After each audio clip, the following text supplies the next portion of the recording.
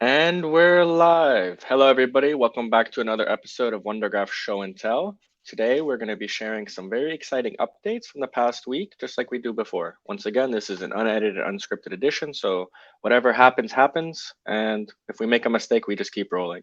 Today, we'll be presenting with Jens first with functions for WunderGraph Cloud, Sergey presenting custom JSON Scalar support, Ilko with a WunderGraph nextAuth integration, and Alberto with an Auth0 logout feature. So to begin, Jens, take it away. Yeah, you said functions for cloud. You mean operations for OSS, right? Exactly. TypeScript Exactly what I operations. meant. Okay, Exa awesome. So up until today, so this is not yet rolled out, but we will roll it out later today. Almost everything is merged, and we have no failing test, so we can release it later. I guess when you watch the video, it should be out already. So up until today, the default way of defining an operation in WunderGraph is you have your WunderGraph directory, you have your operations directory, and then you can create operations. And one of the issues with that approach we identified is if you have a lot of operations, you might want to group them together. So you could be creating folders, but then you learn that folders actually they don't really add structure to the URL of an operation. So even though you had folders, you still run into naming conflicts of the operations. That's fixed now. We have directory support. So if you put something under operations, users, and then you call it get or countdown or weather, then it actually inherits the path from the file system.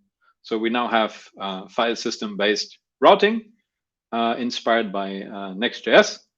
And another big change you can see is you can create TypeScript files in your operations folder. And I will share with you in a second how that works. So the default way you create a weather.graphql in your operations folder. And then here I have my terminal. I can run this curl operations / weather. I pass a for city Berlin argument like you see here that's required. Run this and we get the data back. As you know, like that's the default way using GraphQL as the point of integration. And yeah, one of the shortcomings of this approach is if you want to get started with WunderGraph, you need a GraphQL server, and not everybody has a GraphQL server. Or you could start with a database or REST API, but you need to have some sort of backend, and that's a limitation. We wanted to improve on that. So we add functions or TypeScript support for operations, but we're not just adding a new feature. We're adding it, I think, the right way in the best possible way you can add functions. Like we could have just added handlers and it would have behaved, I don't know, in a very simple way, but we wanted to create well, we always want to create the most amazing developer experience we can. So here's the interface for a function. So you have a factory where you pass your internal client and the roles you defined, like admin and user. That makes your function type safe. So it inherits the roles you defined in your domain. It inherits the internal client. So inside the function handler, I can say ctx internal client queries, and I can call my weather and load weather or call into any other function I defined. Moreover, you have a way of defining the input in a type safe way. So this is translated into a JSON schema. So you cannot call this operation without supplying an ID. And this ID, it's also type safe. So in the handler, ID is type safe. And one of our biggest goals is always to have type safety. Then you have a few other things. You can make this internal. You can configure live queries. You can require authentication, and you can also configure RBAC. And RBAC, for example, if you do something like require match all, I think that's an array. And you can see that we have type safety here because we passed the existing user roles. So that all fits together nicely and gives you the X you want to have. Okay, but there's one more thing. And this thing we call isomorphic type safety, which means if we create such a function like here, and we have a Next.js app that sits here, I have my pages, then I have functions. So pages, functions, just the same name. And here I have my get tsx. And you can see we define the operation name, which is users / get, because we defined users get ts here. So if I rename get to 1, it will be 1. And we also have type safety on the input. Like this tells us here's an ID, and we need to pass a string. And sorry. And I can also go back to my function, and I can say this is a number. And now I pass back this number here. And if I save this and go to my front end, you see that it now requires us to send a number. Isomorphic type safety. The same for the response. If I click username, I jump straight back to here. If I rename this to name and save, you see get tsx gets read. Type safety, select name, all working. I can go to my browser. Here's the get. This all works. We can change name again to something else. User name, change it back. Now we will not have a user. You can see that here. I go to my tsx, user name, and name is back. Amazing. That's queries. Use query. The second one is we also support mutations. So here I define my mutation, create operation mutation. Input is an object. ID, name, bio is optional. You can see that here, bio. And again, mutation, I call it from my front end. Here I have some inputs thanks to Copilot, lazy mode. One cool thing, we export a user's mutate input, which translates exactly to, like if I go bio, you can see that's the definition. And I can call this user info. You can see, okay, error here, user info, fix it, mutate. You can now see here, user info in the input, and down here, user info. All problems fixed, except this one, user info. Thank you, TypeScript. Okay, that should be fine. Go back, now we go to the mutate and make it number 2, mutate. Everything works. Isomorphic type safety. Even like you don't even have to type your state thing. It can just inherit the same types from a backend. And this is so cool. You click here, user info. And yeah, I think you can even, didn't try this. Where's refactor? Refactor, how do I rename this thing? I've never used. F2. F2. You have an option rename symbol. Shift F2. Ah, yeah. Let's change it to bio again. Mutate. Change in all places. Holy shit. Okay, haven't tried it. Does it work? It works. That's cool. Okay, that's mutations. The third one is subscriptions. So users / subscribe. You can see the type safety. If I mistype, type safety inherited. Username. We have a yield function here. The handler for subscriptions looks a bit different. It's a handler async function with this star, which is an async generator. You have a try function where you can yield objects like return, but yield. And this try block has a finally block. So when the client disconnects from the subscription, finally is called, and you can clean up something like a pops up connection, whatnot.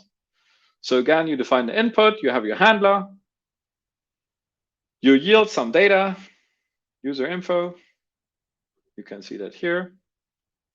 And yeah, front end, subscribe. Oh, yeah, that's the front end.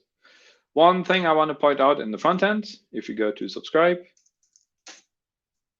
you can see here in the preview, this is server-side rendered. How does it work?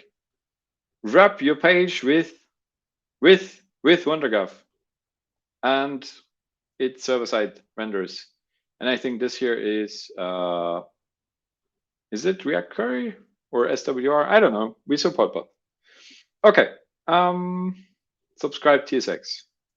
You get the subscription. You can see here. That's an event stream.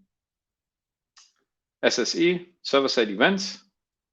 After 10 events, it stops because that's how it's implemented. One sec. Subscribe here. Until 10. We count to 10 and wait 1 sec. And here you can do whatever you want. Subscribe to anything, yield, whatever you want. Did I miss anything? Server-side rendering, this works. Isomorphic types. Anything comes to mind? Yeah, one little thing. In your get, not sure if I showed it, CTX, you have the client request, the original request, you have input, the internal client, you have log, you have user. So if the user is authenticated with all the existing methods of WunderGraph, like token and cookie-based auth, you have user here with name and email verify, description, and blah, blah, blah. And you also have the internal client queries. So here you can call the weather. It's type safe again. So here you see input for a city, Berlin, and const weather equals await, weather, data, get city. I just flat this a bit, comma. And because isomorphic types, get TSX, free, one, weather, JSON, stringify, like this, get. So you can see pure TypeScript combined with data from your existing virtual graph. And whether I can jump right here, you can now do whatever you want with your internal operations. You can format the data, you can combine data from different data sources, and you can wrap it and expose it as a new contract that's completely type safe. And yeah, I think, Dustin, did I miss anything? I think you should also mention that those handlers are also protected by the JSON schema at runtime, right? Yes. So we have this get operation, and it requires an ID with the number. And you don't just get here, like, you know, the TypeScript side of things, but you also get like a regular JSON RPC RESTish API. So if I go operations / users, because that's our folder, and then get, you will see that we have an error, ID, values required. So I can pass ID equals 1. And now we get the data. And if I make ID like hello, which is a string, you see we get an invalid value because type should be number, got string. So it's not just the TypeScript side of things, isomorphic types, but also a generated API. I can check one thing. We have here the Postman collection. Do we have users? Get? Yes, query, key ID. So you also got the Postman collection. So you could now share your APIs you've created here. You can share it with Postman. So yeah, so many possibilities. And this is really just the beginning of adding more flexibility to WunderGraph in terms of what you can do with TypeScript. But yeah, I think that's an amazing start. So I think that's everything I have. Do you have questions, anybody? Could you call the same operation again with internal client? CTX, internal client, queries. Yeah. Although I would not recommend it. It is possible. It's also allowed to shoot yourself in the foot. Anything else? Cool. Very nice. So that was a lot to unpack. So what we're going to do is we're going to take that snippet that Jens just presented and put them into bite-sized chunks. Up next, we have Sergey presenting custom JSON Scalers support. Take it away, Sergey. Yeah, it is a small one addition, not even comparable to functions. But now we support more convenient way to interact with JSON Scalers. So imagine schema where you have your queries working with bare JSON types. It could be both encoded or like object encoded. And you could have JSON as inputs and as return types. And let me show how it will look like from the WunderGraph side. So we just created a new API. When you have your scalar name it like in more standard way, just uppercase JSON, then it will work by default. And let me launch it. In your schema, you will have all those queries prefixed with namespace, and you will have JSON types. So now when you will query them, like this or like this, you could pass basically any JSON as object here, and you will get it back also as an object. In case you want to have it, I don't know, maybe your application is working like that, you could have it also encoded like this.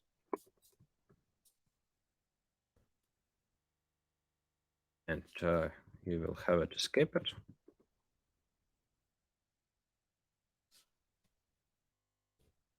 And basically we will handle that for you and you will get your data back.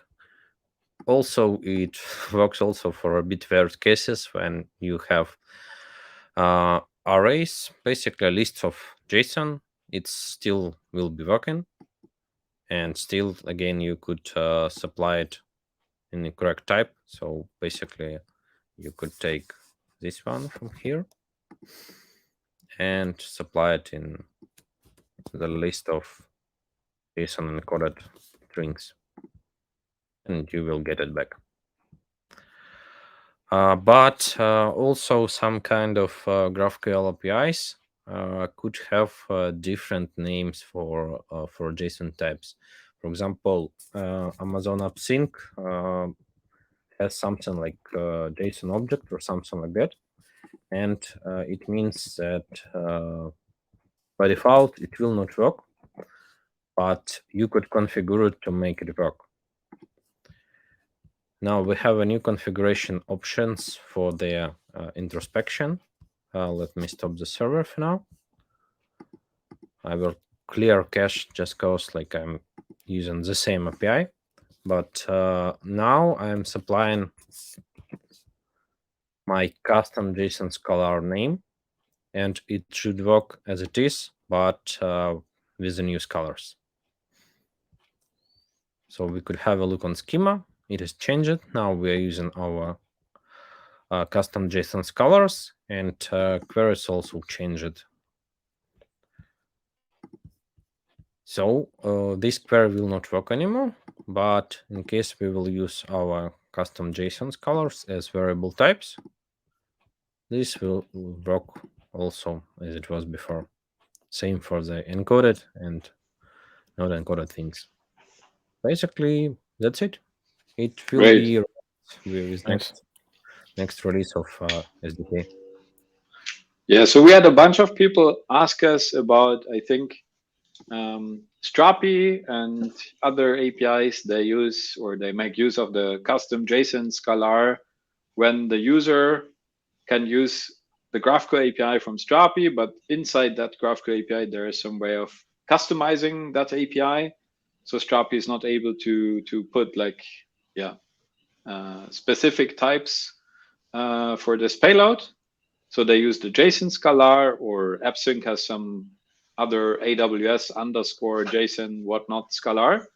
And now with this configuration, like previously, WunderGraph cannot guess what you mean by putting a scalar like AWS _ JSON. It doesn't transport any information. WunderGraph cannot guess, is it an integer, is it a number, is it a string, or JSON, for example. And with this configuration, you can now bring all your custom scalars and tell WunderGraph, is it what kind of type is it? How should we treat it? And yeah, I think that solves a lot of integration problems we've had previously. Very nice. Awesome. Next up, we have Ilko presenting the WunderGraph nextAuth integration. Go ahead and share your screen, Ilko. All right.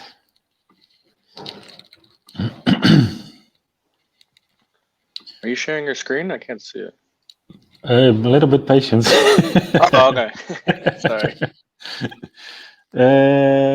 Yeah, my entire screen. Okay. Share.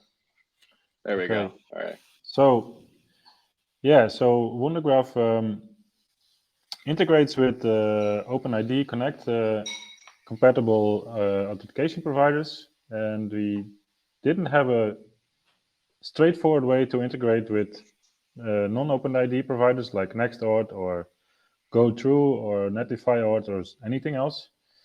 And yeah, I'll show you now how we can set it up using nextAuth, and that comes with a few benefits. Like, for example, you have an existing application using nextAuth, and you want to start using WunderGraph. Previously, then you had to move all your users to Auth0 or any other authentication provider, but now you can use nextAuth as your auth provider in front of the WunderGraph API. So yeah, I have a few operations here, get dragons and the mutation, and you can see right now I'm not authorized to execute them because I'm not logged in. And now I'll show you how to set up nextAuth. So this is a super basic setup with one Jitter provider. One requirement to make this work is you need to use the JWT strategy for your session. And in WunderGraph, where is WunderGraph config? We can set up token-based authentication, and we add the user info endpoint. We pointed to our nextAuth endpoint, user info endpoint. And the next step is we need to add Next.js middleware. This is really the magic that's happening here. And with the middleware, we can extract the session token from the cookies, and we append it to the authorization header that is forwarded to our WunderGraph API. And this comes with another benefit, is that you can run your WunderGraph API on your main domain. So this also solves CORS issues and yeah, it's a really nice feature of Next.js. So that's basically it, I think. Then let's log in. You can see I'm redirected to the nextAuth authentication page. I log in with GitHub.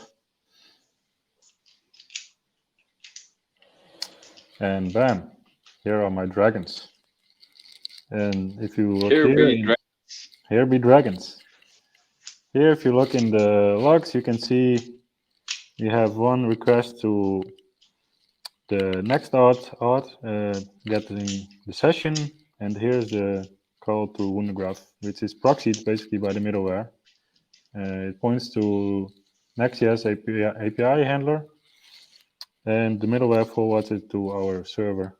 And yeah, that means you can